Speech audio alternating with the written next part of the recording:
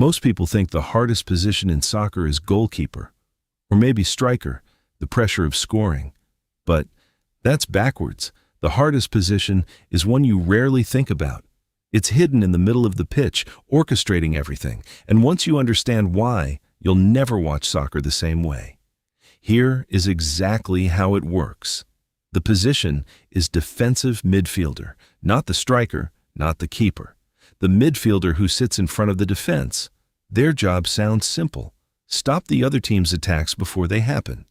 But here's the thing. They're the only player who must do three contradictory things at once. They attack when the ball is theirs. They defend when it isn't. And they decide, second by second, which one matters more. That's not a job. That's a conflict of interest. A striker? They worry about one thing, finishing. A center back? They worry about one thing, stopping attackers. Everyone else has a lane, a responsibility, a zone. The defensive midfielder has all three, simultaneously. Whether you like it or not, they're the quarterback of the pitch, and unlike a quarterback who gets to stand still sometimes, they never stop moving, never stop reading, never stop deciding. You might think center back is harder because one mistake ends in the net. But at least they know what's coming. The midfielder?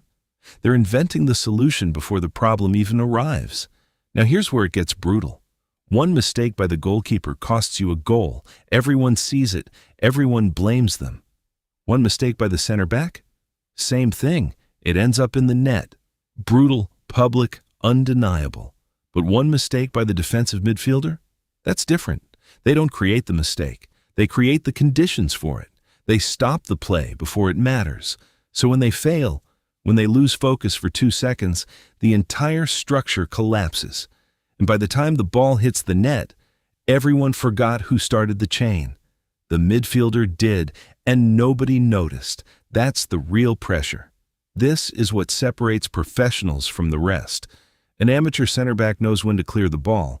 An amateur keeper knows when to punch it out. An amateur striker knows to shoot. But an amateur midfielder?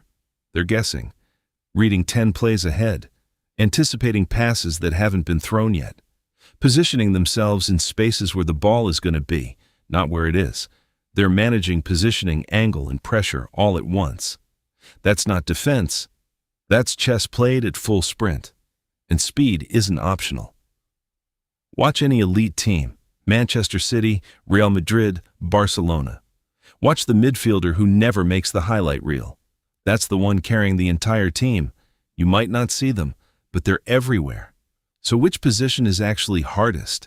It's the one that demands you master attack and defense simultaneously. The one that punishes silence and demands constant decision-making. The one where a perfect performance goes unnoticed, but a single lapse destroys everything. That's not the goalkeeper. That's the midfielder standing between chaos and control. And they do it every single game. The game has not changed. You have. You're welcome. Subscribe if you enjoyed this type of content. It means a lot.